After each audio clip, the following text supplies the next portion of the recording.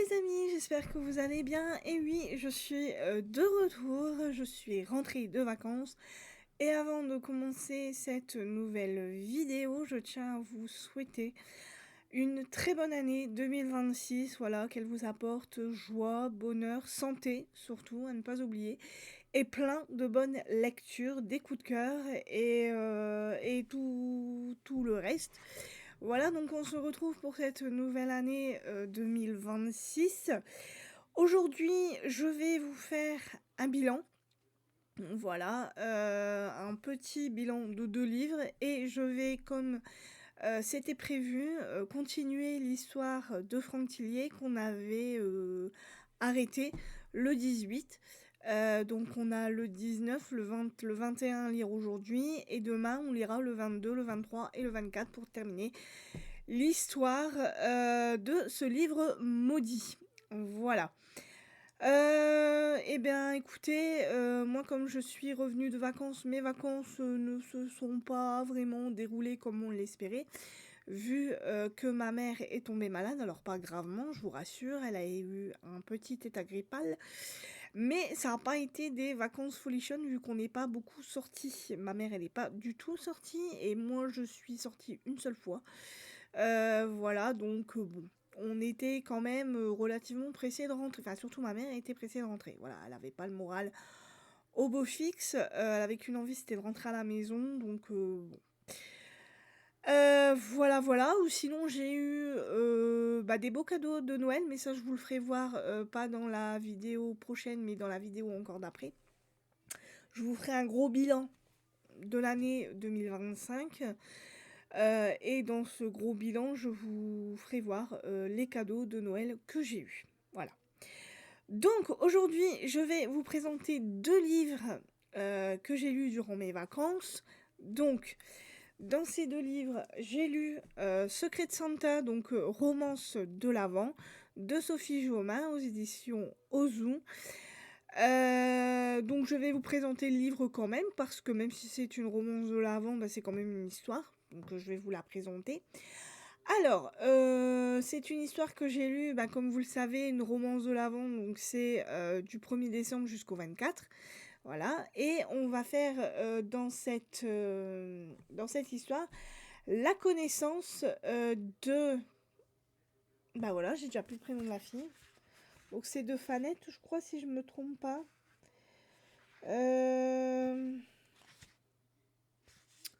Alors, attendez, il me semble que c'est Fanette, si je ne me trompe pas de prénom. Oui, Fanette, voilà. Fanette, qui est une jeune étudiante qui étudie à Lille, à l'université de Lille. Elle est en sociologie. Et Fanette a un petit souci, c'est qu'elle ne se plaît pas dans ses études. Voilà, elle est un petit peu perdue. Elle ne sait pas si elle s'est lancée dans la bonne... dans le... Ah, dans le bon thème, on va dire ça comme ça. Et du coup, elle sait pas trop si elle veut arrêter ses études ou si elle va jusqu'à ses partiels et qu'elle attend de voir si elle arrive quand même à avoir ses partiels ou pas. C'est assez compliqué pour elle. Fanette a une meilleure amie qu'elle a rencontrée donc à l'université, qui est aussi sa colocataire, voilà, qui l'aide pour ses devoirs, tout ça. Et donc elle a des parents qui l'aident aussi financièrement, vu qu'elle a des parents qui ont de l'argent. Ils lui ont loué son appart, il est loué, ouais, ils sont sur portée caution, enfin bref. C'est eux qui payent le loyer, sa colocataire en paye une petite partie, parce qu'elle a un peu moins d'argent que Fanette. Mais comme elle est relativement bien perdue, Fanette, sa colocataire va lui trouver comment dire, une petite alternative, un petit bonus en plus pour essayer de lui redonner goût à ses études. Elle va lui trouver un prospectus et sur ce prospectus, c'est le nom d'une association qui aurait besoin de bénévoles pour aider des étudiants qui sont en précarité. Donc Fanette se dit pourquoi pas, elle va aller dans cette association, voilà. Elle va se porter candidate. La directrice, va être très satisfaite, que Fanette, se propose. Elle va l'embaucher tout de suite parce qu'ils ont vraiment besoin de bénévoles. Voilà. Donc elle va, y travailler et ça va vraiment beaucoup lui plaire. Le premier jour va vraiment beaucoup lui plaire, donc elle se dit: «Ben, pourquoi pas, continuer comme ça, jusqu'aux vacances de Noël et puis on verra après par la suite, voilà, si elle arrive à avoir ses partiels et cetera et cetera». Un jour, sa colocataire et elle vont partir à la bibliothèque pour étudier, voilà, la bibliothèque, universitaire et dans cette bibliothèque, elle va faire la connaissance de Roméo, qui lui est un étudiant dans la même université, qu'elle, mais sauf que lui, il est en études de médecine, voilà. Et en fait, ils vont faire connaissance un jour que la colocataire de Fanette ne va pas vouloir aller, à la bibliothèque. Ils vont faire connaissance comme ça, ils vont se parler, ils vont discuter un petit peu de leur vie. Alors Fanette ne va pas lui dire qu'elle a des parents riches, voilà, qu'elle a pas besoin, de travailler pour, payer son loyer et tout, mais Fanette va, comprendre que, ce n'est pas le cas de Roméo. Lui, Roméo est obligé de travailler pour continuer ses études et pour payer, ses études surtout et payer son loyer, l'électricité, à manger et cetera. Et en fait, en retournant à l'association pour y travailler, elle va, le rencontrer, en fait et elle va se rendre compte qu'il a besoin, lui, de cette association pour pouvoir, bah, tout simplement se nourrir. Voilà. Et c'est comme ça que leur relation va un petit peu évoluer. Elle va se rendre compte qu'il y a beaucoup d'étudiants en précarité, voilà, qui ont besoin, de ces associations qui leur permettent, bah, tout simplement de manger à leur faim. Voilà, mais il faut s'inscrire, voilà, il faut s'inscrire à l'association pour dire d'avoir, pour qu'eux puissent, comment dire? Acheter, le nombre, de d'aliments qu'il faut, même s'ils en achètent toujours un petit peu plus pour les étudiants qui ne se sont pas inscrits, voilà, mais généralement, il faut s'inscrire pour, dire, d'avoir une place pour avoir, de la nourriture. Et Fanette va avoir une idée pour Noël, elle va en parler à la directrice, elle va avoir l'idée, de faire un secret Santa. En fait, le secret Santa, je pense que tout le monde connaît le principe, c'est de noter, les prénoms des personnes qui veulent participer à ce petit événement. Donc tout le monde écrit son prénom sur un bout de papier, on mélange les petits morceaux de papier, chacun pioche un prénom et fait le cadeau de Noël, qu'il a envie de faire, mais fait main. Voilà. Il n'achète absolument rien.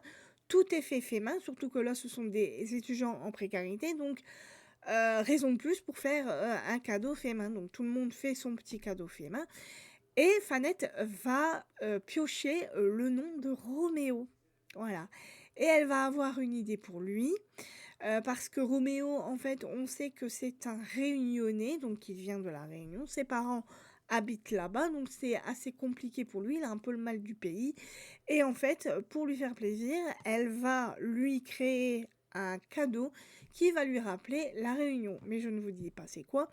Voilà, il faut vraiment lire l'histoire pour essayer de le découvrir. Ça a été une super, belle romance pour moi et la romance entre Roméo et Fanette va évoluer un peu dans le bon sens, voilà. Sauf qu'il va y avoir, bah, la révélation, voilà, tout le monde va découvrir, que Fanette, n'est pas une personne en précarité et ça va mettre un petit peu à mal sa relation qu'elle va avoir avec Roméo. Voilà, parce que lui, Roméo pense que Fanette a, est comme lui, elle est un peu précaire, elle est un peu dans la précarité, qu'elle a besoin un peu, voilà, de l'association pour se nourrir et tout, alors qu'en fait non, mais elle ne fait pas, comment dire? Elle n'est pas, comment expliquer ça? Elle n'est pas arrogante, elle n'est pas, imbue d'elle-même, elle est vraiment elle est compréhensive vis-à-vis de ça. Elle essaye de justement d'aider les autres, elle est vraiment dans l'entraide. Elle veut vraiment aider les gens qui, eux, sont en précarité. et qui essayent de s'en sortir comme ils peuvent. Et c'est ce genre d'association qui aide vraiment ces jeunes étudiants qui font tout pour essayer de s'en sortir. Ça a été pour moi un très bon livre, j'ai beaucoup aimé, j'aime beaucoup la plume de Sophie Jomain que je n'avais jamais lue. J'ai encore un livre d'elle qu'il faut que je lise, mais là franchement, La romance de l'Avent, j'ai vraiment beaucoup aimé. J'ai vraiment beaucoup aimé cette relation qu'il y a entre Fanette et Roméo, c'est une très belle histoire d'amour, voilà. Et j'ai beaucoup aimé les personnages dans cette histoire. Ça a été vraiment une très belle histoire pour moi. Alors sachez que ce livre, il date, je ne savais pas, mais il me semble qu'il date de, si je ne me trompe pas, de 2024. Apparemment... Ah non, même pas. De 2011, j'ai l'impression. Non, dépôt légal. Donc 2024. Ouais, donc ça fait un an. En fait, donc bon, ça va, il n'est pas si vieux que ça, mais voilà quand même. Mais ça a été une très belle découverte pour moi. Donc si vous aimez les romances de l'Avent, si vous ne connaissez pas Secret de Santa, parce qu'elle en a fait d'autres, hein. Elle a fait d'autres livres. Elle a fait Un cœur pour Noël et en fait elle en a fait deux. Ah non, non, il y a aussi Un cœur pour Noël, mais en fait elle l'a fait aussi en collector, Son cœur pour Noël. Voilà, donc là c'est vraiment son deuxième livre de l'Avent. Voilà, voilà. Ou sinon vous avez aussi des romances de l'Avent, donc pour la jeunesse, voilà, qui se trouvent ici. Vous voyez toutes les petites romances, les romans de l'Avent pour la jeunesse, voilà, il y en a plein, là, ici. Et c'est vraiment des livres que j'ai vraiment... Là, c'est vraiment un livre que j'ai beaucoup aimé lire. Donc, je pense que je renouvellerai pour l'année prochaine. Mais en attendant, si vous aimez les romances de l'Avent, bah écoutez, n'hésitez pas parce que ça a été une bonne petite romance de Noël. Voilà. Donc ça a été le premier livre que j'ai fini, donc le 24 décembre. Et entre-temps, donc j'ai lu aussi le roman de Sarah Raven, Lackeston, le tome 2. Alors, je ne sais pas si vous le voyez bien. Voilà, là, vous le voyez à peu près bien. Voilà, le tome 2, qui est une dark romance. J'avais lu le tome 1 que j'avais beaucoup aimé. Et j'avais envie de connaître la suite de cette histoire. Alors, pour le 2, ça a été un petit peu plus compliqué. Voilà, j'ai un petit peu moins aimé. Ça l'a fait un petit peu moins pour moi. Mais voilà, je l'ai quand même lu parce que je voulais savoir comment ça allait se terminer cette histoire. Et je dois dire que j'ai pas été très très satisfaite du livre. Mais bon. Donc là, on va retrouver donc ça y est, moi, Iris. Voilà, je cherchais le prénom. Moi, les prénoms, c'est affreux. Donc on va retrouver Iris qui, dans le premier tome, avait été kidnappée par Kai. Kai Lackeston, voilà, qui est un mercenaire qui avait été payé pour kidnapper Iris, voilà, dans un certain but. Mais ça, vous le découvrez dans le tome 1. Et donc, dans le tome 1, Kai finit par, comment dire, alors, il finit très mal. Voilà, il finit très mal. Il disparaît. Voilà, voilà. Pour pas vous dire ce qui se passe, il va disparaître et en fait pendant 8 mois, voilà, son corps est introuvable. Et Iris va être au désespoir car sans corps, elle ne peut pas vraiment faire son deuil. Elle va être aidée de ses amis, mais ses amis, elle sent qu'ils lui cachent quelque chose, qu'ils savent quelque chose qu'elle ne sait pas. Et à un moment donné, dans l'histoire, Kai va réapparaître. Et elle va comprendre, il va essayer de lui, déjà de se faire pardonner, parce que pendant 8 mois, elle a été en plein deuil. Elle n'arrivait pas à se remettre de la disparition de Kai. Elle pensait qu'il était décédé, sauf que ce n'était pas le cas. Et ce, pour une raison bien précise, il va nous l'expliquer dans le livre. Et elle va lui en vouloir, donc lui va essayer de se faire pardonner et ça va être compliqué pour lui. Et elle va comprendre aussi que ses amis étaient au courant que Kai était encore en vie, et ça va être d'autant plus compliqué pour elle de pardonner à ses amis. Et donc on va suivre Iris et Kai qui vont essayer de se rabibocher, voilà, ce qui ne va pas être évident, parce que Kai a des addictions, voilà. Kai a des soucis psychologiques, vu qu'il a eu une enfance très compliquée. Iris aussi a eu une enfance a eu une enfance aussi compliquée, parce que son père a disparu du jour au lendemain. Voilà, il n'a plus voulu d'Iris comme fille. Donc elle a été élevée par sa mère, mais sa mère, on ne peut pas dire qu'elle apprécie vraiment sa fille. Voilà, et elle a eu un autre enfant avec quelqu'un d'autre, son beau-père, qui n'est pas vraiment quelqu'un de très très appréciable. Voilà. Et il va y avoir des révélations dans le 1 qui vont tomber comme ça au fur et à mesure de l'histoire. Et dans le 2, donc, ça va être un petit peu une reconstruction, si on veut, voilà, par rapport à son besoin d'être aimée par ses parents. Iris a vraiment besoin de ça parce qu'elle n'est pas vraiment aimée par sa mère, elle a été abandonnée par son père, donc elle a besoin d'un peu plus d'amour. L'amour, elle va le trouver, enfin, elle pense qu'elle va le trouver en Kai, voilà, qui même si c'est un mercenaire, même si il a des problèmes psychologiques, elle a un petit peu, elle, le syndrome de Stockholm, voilà, vu qu'elle commence à tomber amoureuse de Kai, voilà, de son ravisseur, donc c'est un petit peu spécial. Mais voilà, il y a une relation assez étrange qui se noue entre les deux. Et voilà, et donc nous on va suivre tout ce procédé-là.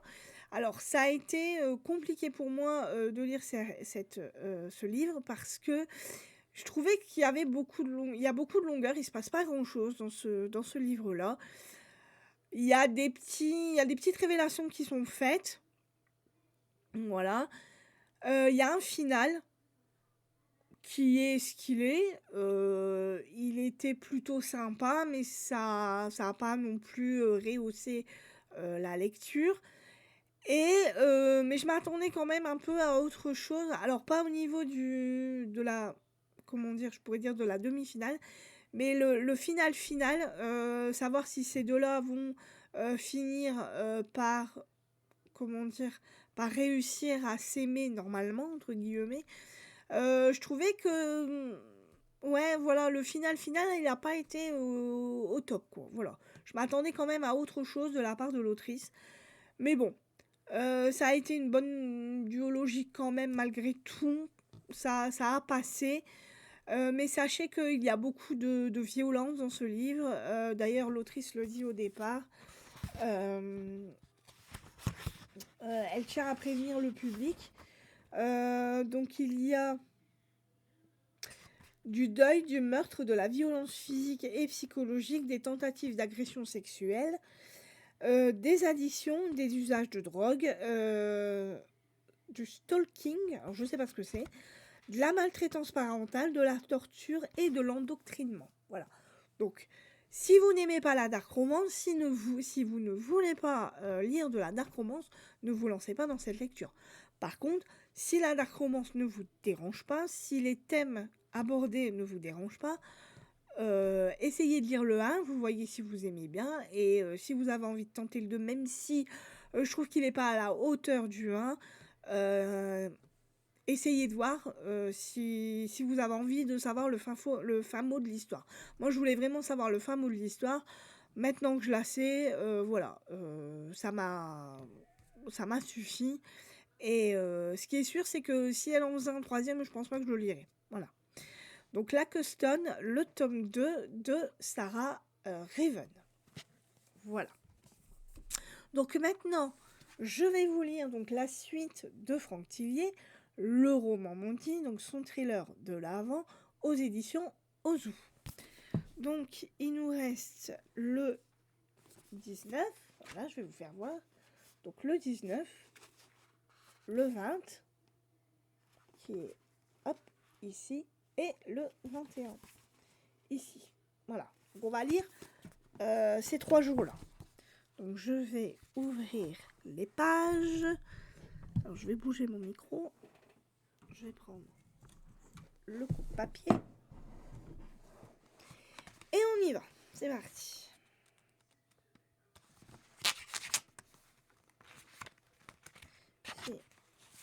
Voilà. Donc souvenez-vous, nous sommes avec Naël. Naël qui est un jeune lycéen. Voilà, qui va vivre avec son petit frère, avec son grand frère plutôt, pendant un certain temps, vu que sa mère est partie. Alors je sais plus par contre si c'est pour je crois que c'est pour le travail. Voilà, elle est partie pour le travail et il n'y a pas de réseau où elle est. Donc ils vont se retrouver à deux.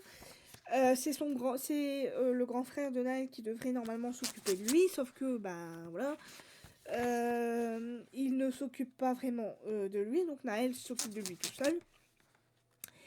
Et il va un jour en allant au lycée trouver par terre un livre, voilà, qui s'appelle Le Roman Maudit. Avec son amie Louise, qui est aussi lycéenne, ils vont commencer à lire ce roman. Et là, ils vont se rendre compte que dans ce roman, il y a l'histoire de Léo. Il me semble que c'est ça. Léo, qui est un jeune lycéen qui a été kidnappé depuis 1 an ou 2, je crois, quelque chose comme ça. Et qui va nous raconter donc, son histoire dans ce roman. Donc il va, comment expliquer ça? Il va nous raconter tout simplement ce qui s'est passé, comment est-ce qu'il a été enlevé. Il va nous dire qu'il ne faut surtout pas lire le roman maudit, sauf que la tentation va être trop grande pour Naël. Donc il va commencer à ouvrir chaque jour, un jour, vu que c'est un roman de l'Avent. Sauf que ce qui va se passer, c'est que il va... ça va être comment expliquer ça? Il va toujours être au 1er décembre, en fait. Il va vivre un jour sans fin. Voilà, c'est ce que je cherchais. Il va vivre à chaque fois il va revivre à chaque fois le 1er décembre. Voilà. Et donc, il va essayer comment expliquer ça, d'arranger sa vie comme il veut, voilà, parce que dans l'histoire, au début de l'histoire, son frère va avoir un accident de voiture, il va se faire écraser par son voisin, et il va tomber dans le coma à l'hôpital. Donc pour essayer d'arranger les choses, il va tout simplement lire le roman pour revivre le 1er décembre, et il va essayer d'empêcher l'accident de son frère. Et il va se passer pas mal de choses dans sa vie. Il va aussi rencontrer le tueur, voilà, le kidnappeur d'enfants. Il va se rendre compte que c'est peut-être son voisin qui kidnappe les enfants. Et voilà, et donc au fur et à mesure, on va suivre notre histoire. Donc, là, nous sommes le 19 décembre, donc nous retrouvons Naël. Naël a un peu plus de mal à ouvrir les yeux que d'habitude. Il a l'impression d'avoir un marteau dans la tête. Le bruit de portière, son lit, le portable. 1er décembre. Son lit, sa maison, sain et sauf. Sommeil forcé lorsqu'il s'est écrasé au sol, mais ça a fonctionné. Ça veut dire qu'il a échappé à son poursuivant. Que Louise est vivante et que le voisin ne se doute de rien. C'était -1 cette fois. Il se jette hors des draps, trace les bâtons manquants sur son bras, constate devant le miroir qu'une grosse bosse violette déforme son front. Sa meilleure amie et lui ont failli mourir. Il est temps que tout cela cesse. Il s'habille vite, descend en coup de vent et hésite devant le journal de Léo. Tant pis, il jettera un œil plus tard quand son voisin aura arrêté. Donc là, on a Naël qui court, et là on a la suite du roman maudit, donc le 19 décembre.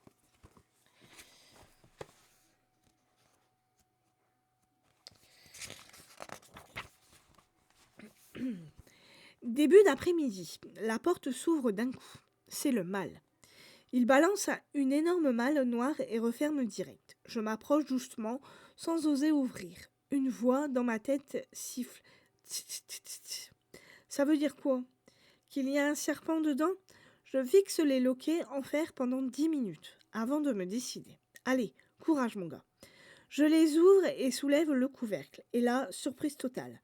C'est rempli à craquer de déco de Noël, des boules qui brillent de partout, des guirlandes et tellement de petites figurines que j'arrive même pas à les compter. Toutes ces décos, on pourrait croire que c'est un geste gentil, mais en vrai, c'est encore plus flippant. Ce psychopathe me voit juste comme un jouet dans sa collection. Je l'ai de nouveau détesté direct. Je passe toute l'après-midi à décorer ce sapin. Au moins, ça m'évite de psychoter. Je trouve des figurines de crèche au fond de la malle. L'agneau, le bœuf, Marie, Joseph.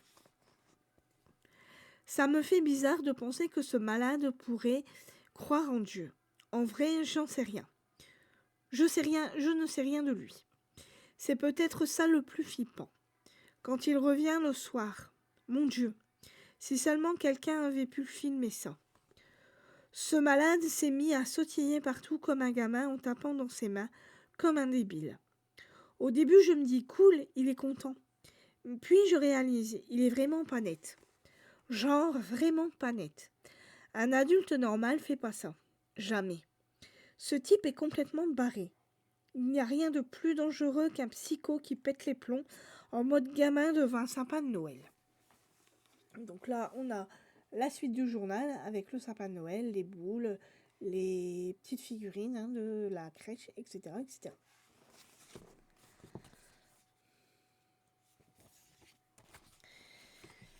Naël chevauche son vélo et fonce directement au commissariat de police.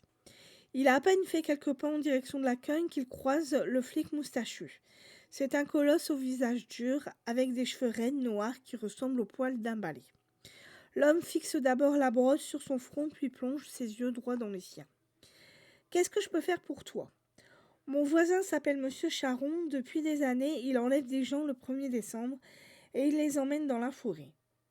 Léo Lacan, le dernier des disparus, fait partie de ses victimes. Charon les abandonne au milieu des arbres et il les traque avec un complice. Je crois que c'est une sorte de chasse à l'homme. » Donc là, on a le flic et on a Naël qui explique ce qu'il se passe. L'officier regarde autour de lui, puis agite la main en signe d'apaisement. C'est vrai que Naël a parlé vite avec nervosité. « Oh là, doucement jeune homme. Tu te rends compte de tes accusations sont graves ? Tu as des preuves de ce que tu avances ?» Naël pointe son index sur sa bosse. « Ça, c'est une preuve. Il m'a enlevé là. J'ai réussi à m'enfuir. On doit agir au plus vite. L'attraper tant qu'il est chez lui. Il va quitter son domicile d'ici 1 heure. » Face à lui, le policier semble indécis. Puis il finit par hocher la tête. « Attends-moi ici. Je passe par mon bureau prendre mes affaires. On va aller jeter un œil. » 5 minutes plus tard, il se retrouve dans une voiture de police. « Vous y allez seul ? Vous ne demandez pas l'aide de vos collègues ?» interroge Naël. « C'est un dangereux psychopathe. » Le commandant ne répond pas, l'air de dire « ça va aller ». Puis il soulève le bas de son blouson pour montrer la crosse de son pistolet. Naël est un peu rassuré. Quelques rues plus loin se dessine la sinistre maison au toit en pointe.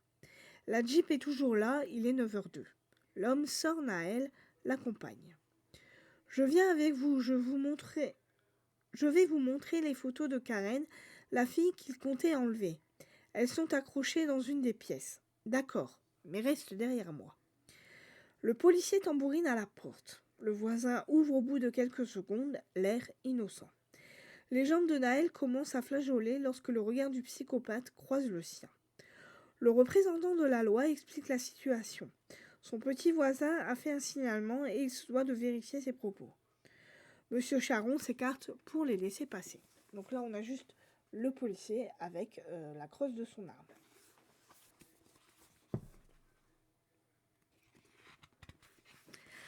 Allez-y, je n'ai rien à cacher, mais je dois vous signaler que ce gamin a un comportement troublant depuis quelque temps. Il pousse des cris par la fenêtre de sa chambre, insulte, je l'ai même déjà vu se claquer la tête contre les murs. Il est évident qu'il a des troubles psychiatriques. Il n'est pas grand monde et pas grand monde pour s'occuper de lui. C'est faux, hurle Naël, il ment. Vous voyez, rebondit Charon. Naël se dirige d'un pas ferme vers les escaliers. Je vais vous montrer. Les deux hommes le suivent de très près. L'adolescent gagne le couloir de l'étage, puis bifurque dans le grand bureau. Voilà, c'est là-bas que les mots lui restent en travers de la gorge. Le mur du fond est complètement vierge. Toute trace des photos a disparu. Naël n'en croit pas ses yeux. Comment c'est possible? Là-bas que quoi? Fait la voix de l'officier dans son dos. Naël se tourne vers les deux hommes placés côte à côte et là quelque chose lui saute aux yeux. Leur ressemblance. Il suffit d'enlever la moustache au commandant, de blanchir un peu ses cheveux, de lui ôter du poids des frères. Alors là, donc on a le flic, là ici, Naël et le voisin. Et là on a le flic et le voisin.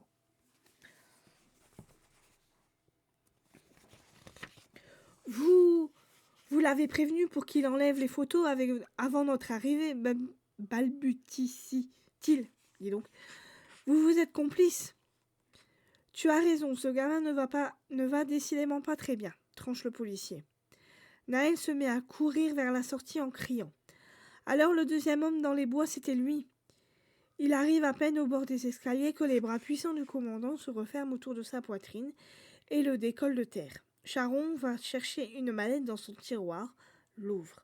À l'intérieur, des seringues et des tranches liquides dans les flacons transparents. Vu son état délirant, je crois qu'on a tout intérêt à t'emmener faire un tour à l'hôpital pour des examens approfondis. On va commencer par te donner un petit quelque chose pour te calmer. Un peu. Tu verras, ça ne fait pas mal. Donc là, on a le voisin, Monsieur Charon, qui a une aiguille dans la main. On a Naël dans les bras du policier. Ça craint pour lui. Et nous sommes au 20 décembre. On va continuer la petite histoire. Si je m'en sors, voilà. Donc là, c'est le 20 décembre. On a droit au clown. Après le délire des décos, voici le cadeau. Le mâle pose un paquet moche au pied du sapin, même pas capable de faire un emballage correct. Il se tourne vers moi et agite son doigt comme si j'étais un gosse de 4 ans. Genre, pas touche avant Noël, hein. J'y toucherai pas, je lui réponds. Puis, j'ajoute la gorge serrée. De toute façon, moi j'ai rien pour toi. Il hoche la tête avec son air flippant comme pour dire « Oh que si !» Puis il sort. À peine la porte fermée, je me jette sur le paquet. Pas bien grand, genre 30 cm. Je le secoue comme un malade, pas super lourd. Sûrement un bouquin, génial, comme si j'avais envie de découvrir des choix de lecture, d'un psychopathe qui sait même pas lire. Et là, je deviens fou. La rage monte d'un coup comme une vague. T'es qu'une ordure qui me séquestre. Tu crois quoi? Que tu vas remplacer mon père avec tes cadeaux pourris? Viens, montre ta sale tête cachée derrière ton masque, espèce de lâche. Ça fait du bien de crier, fallait que ça sorte. Je reste planté là, à attendre qu'il déboule pour me donner la raclée de ma vie, mais rien. Pourtant, je le sais, il est là, juste derrière la porte, à écouter. Et ça doit le faire kiffer, ce malade. Je me sens sale et piégé comme un rat. Donc là, on a le carnet et on voit ce qui se passe pour Léo.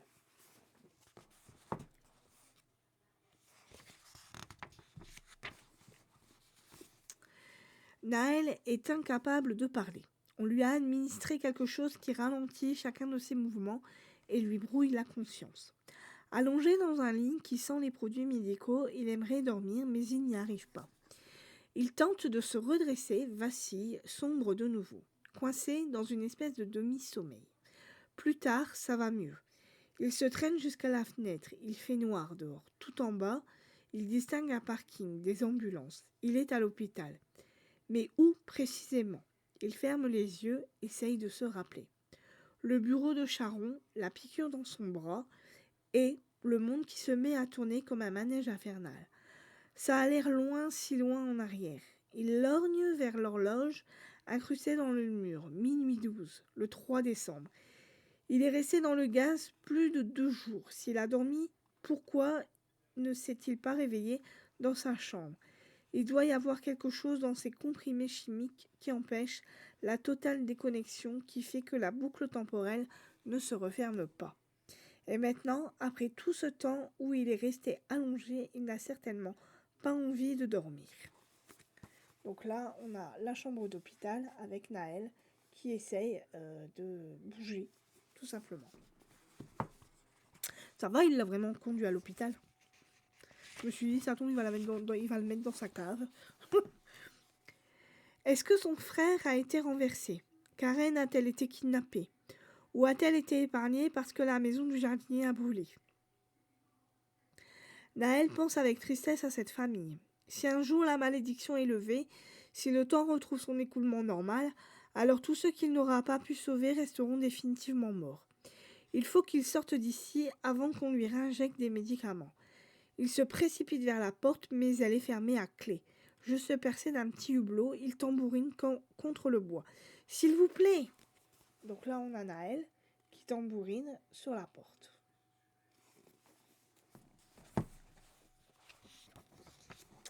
Un infirmier arrive. C'est un homme costaud aux larges épaules qui doit avoisiner les 1,90 m. « Qu'est-ce que tu veux? Parlez, juste parler. » Le soignant lui fait signe de reculer et déverrouille la porte. Il reste sur le seuil. « Où je suis ?» demande Naël. « Hôpital psychiatrique Styx. »« Un hôpital psychiatrique ?» Naël agite les mains devant lui. « Il y a un grave malentendu, je ne suis pas fou. Tous ceux qui sont enfermés ici disent ça. » Donc là, on a Naël qui parle à l'infirmier de l'hôpital psychiatrique. Alors, je ne sais pas comment il a fait sans l'accord de son frère. Non, non, je ne suis pas comme eux. Ça aussi, ils le disent. Écoutez-moi attentivement. Mon voisin, Monsieur Charon, et le policier qui l'accompagnait sont des complices. Depuis des années, ils enlèvent des enfants. C'est parce que j'ai découvert la vérité qu'ils m'ont emmené ici. L'infirmier pousse un soupir. Paranoïa, théorie du complot, le docteur Charon m'a prévenu que tu allais dire ça. Le docteur Charon? Oui, c'est le psychiatre en chef de l'hôpital. Naël est anéanti, il est pris au piège. Quoi qu'il dise, quoi qu'il fasse, Charon contrôlera tout. Jamais il ne le relâchera. L'infirmier le prend par les épaules et l'incite à s'asseoir sur son lit. Puis il relève la manche de son pyjama bleu. Ces traits sur ton avant-bras, pourquoi tu fais ça? T'as voulu te scarifier? Naël baisse les yeux. Il sait que quoi qu'il réponde, ça se retournera contre lui. On ne le croira jamais. C'est pour ça que tu es ici, Naël, tu comprends? Pour éviter que tu te fasses du mal. Tu vas suivre un traitement un peu fort, mais d'ici quelques semaines, tout devrait aller mieux. Des semaines, le cauchemar se poursuit. Naël doit trouver une solution. Quelque chose de radical. Il fait mine d'accepter son sort et tout ratatiner sur lui-même, puis d'un coup, il s'élance droit devant lui en direction de la porte ouverte. Une main l'agrippe derrière le pyjama et le tissu s'arrache. Donc là, on a le bras de Naël avec tous les jours qu'il a vécu depuis qu'il a le roman maudit. Et là, ici, on a l'infirmier qui essaie de le stopper dans sa course pour s'enfuir. L'adolescent se retrouve dans le couloir et court aussi vite qu'il le peut. L'infirmier est déjà dans son dos. Ça ne sert à rien, tu n'iras nulle part. En face de lui, à une dizaine de mètres, une porte verrouillée. Naël ne ralentit pas, au contraire. Il y va de tout son cœur, la tête baissée comme un taureau. Il sait que ça va faire mal, mais ce n'est qu'un mauvais moment à passer. L'infirmier hurle au moment où son crâne percute la porte et où il tombe au sol inconscient. Donc là, on a l'infirmier et on a malheureusement Naël qui s'est pris la porte de plein fouet. Et il y a du sang apparemment.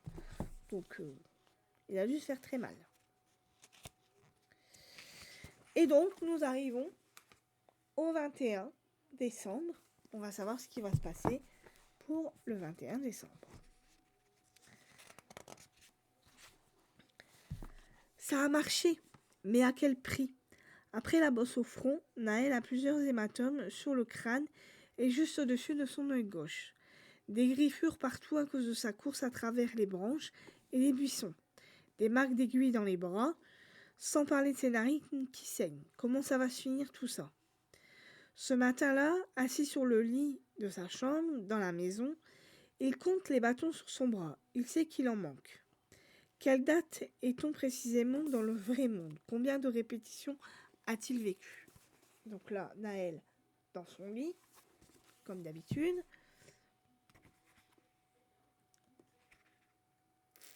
Si j'arrive à voir la page, voilà. Nombre de bâtons X, leur longueur en centimètres, divisé par racine carrée, on doit être le 20.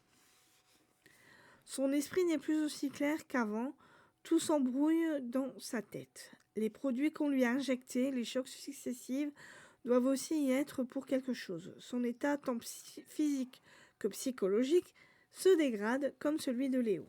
Donc là, on a Naël qui est en train de péter les plombs, je crois. Son esprit doit pas être très clair.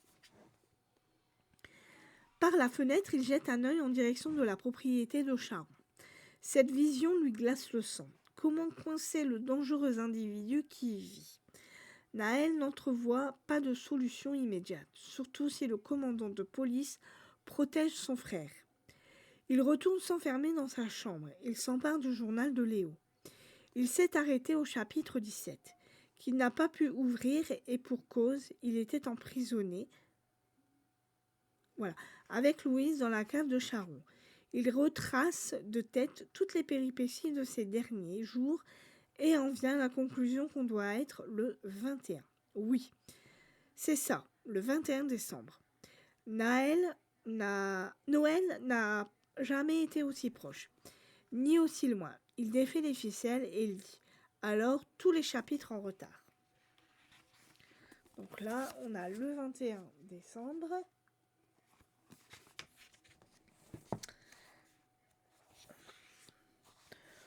Dehors, enfin. 3 semaines déjà et me voici dehors. Bon, le mal me colle avec son fusil, mais je peux marcher dans les environs de son chalet. J'ai trop envie de me sauver en courant, mais je sais que je ne ferai pas 3 mètres, avant qu'il me plombe direct. Ce que ça fait du bien de pouvoir se défouler. L'air frais qui me gifle le visage, mes poumons qui se remplissent enfin. Je regarde autour, que des arbres à l'infini. Je pourrais hurler de toutes mes forces, personne ne m'entendrait. En m'éloignant dans la limite que le mal m'autorise, j'aperçois une rivière pas loin avec un vieux pont en pierre recouvert de lierre. Il n'y a même pas de route qui y mène, pas une voiture, pas un bruit, personne. Juste lui et moi comme 2 points minuscules perdus au milieu de nulle part. Et là, ça me frappe. Le mal vit tout seul, ici. Il chasse, il coupe du bois, il fait son truc de psychopathe en solo. Je me demande à quoi il ressemble sous son masque de monstre. Peut-être qu'il a une tête normale, des yeux normaux. Après ma promenade, il me montre comment couper du bois et me file sa hache. Son fusil est posé contre l'abri. Je comprends direct, c'est un test. Il attend que j'essaye de le frapper. Ces malades adorent ça, voir leurs victimes se débattre comme des proies. J'en ai vraiment envie. Il me fixe, immobile, il attend. Mes doigts se crispent sur le manche, mais je suis trop faible. Après 3 semaines enfermées, mes muscles sont mous comme de la gelée. Alors je repose la hache. D'un coup, il m'attrape l'épaule et me traîne jusqu'à ma prison comme si j'étais un sac poubelle. Il me balance sur mon lit et reste planté là, ses poings qui s'ouvrent et se ferment. Je sens qu'il va péter un câble, qu'il va me démolir. Je ferme les yeux. J'attends le coup. Il part. L'orage est passé. Je respire encore. Mais pour combien de temps? Donc là, on a le fusil qui se trouve là. Et là, on a la hache.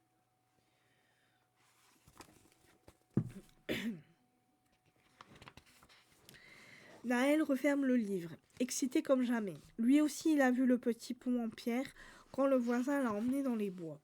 Ça veut dire que l'endroit où Léo était enfermé ne devrait pas être loin de là. Pourquoi pense-t-il à lui au passé? Et si Léo était encore vivant, finalement? Et si c'était ça, sa vraie mission, le sauver pour rompre la boucle? 1 an. Ça fait 1 an. Comment Léo Lacan pourrait-il être encore en vie? Naël veut y croire, mais il demeure hésitant. N'est-il pas déjà suffisamment en danger comme ça? Il a l'impression qu'au moindre faux pas, cette fois, c'en sera fini de lui. Mais il ne peut pas abandonner. Il a besoin d'aller au bout de cette histoire. Il se jette sur son ordinateur et tape Pont des Enfers dans le moteur de recherche. Il parcourt la galerie des photos et repère le fameux édifice qu'il a vu durant sa fuite. Le moyen de l'atteindre est clairement indiqué sur le site. C'est à plus de 15 km d'ici, en pleine forêt. Donc là, on a Naël qui tient le livre Le roman maudit. Et là, on a donc le pont de pierre avec le monstre. Et puis là, je sais pas, c'est peut-être Léo.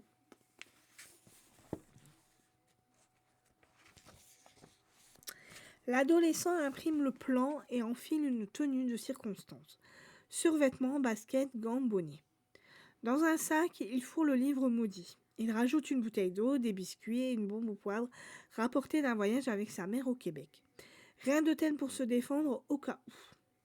Il ne répond même plus à Louise, venue frapper à sa porte, et fonce dans le garage prendre son vélo. Il a du pain sur la planche aujourd'hui. Crever les pneus de charron pour le clouer chez lui et l'empêcher d'enlever une victime. Puis, il va passer une bonne partie de sa journée à sauver le petit vieux et la famille dans la maison du parc. Ensuite, seulement au début de soirée, il prendra la direction d'une des routes qui traversent la forêt, en espérant arracher Léo aux griffes du monstre. Donc là, on a la forêt et là, on a Naël qui va commencer à aller dans la forêt. Et je pense que c'est tout. Voilà, donc vous aurez la suite et la fin de l'histoire demain. Voilà, nous serons, ça sera le 22 décembre, le 23 et le 24. Voilà. Donc j'espère que ce bilan vous aura plu. Donc demain, je vais vous présenter donc les deux autres livres que j'ai lus. Donc Poupée de Chine et Reine Rouge. Voilà, et je vous lirai la suite et la fin de l'histoire de Naël et du roman maudit. Donc en ce moment, je suis en train de lire Une soupe à la grenade de Marsha Méran. Voilà, aux éditions Piquet-Poche, pardon. Voilà. Donc j'en suis qu'au tout début du livre, comme vous le voyez. Voilà. Donc écoutez, à demain pour une nouvelle vidéo et pour un nouveau bilan lecture. Bye bye.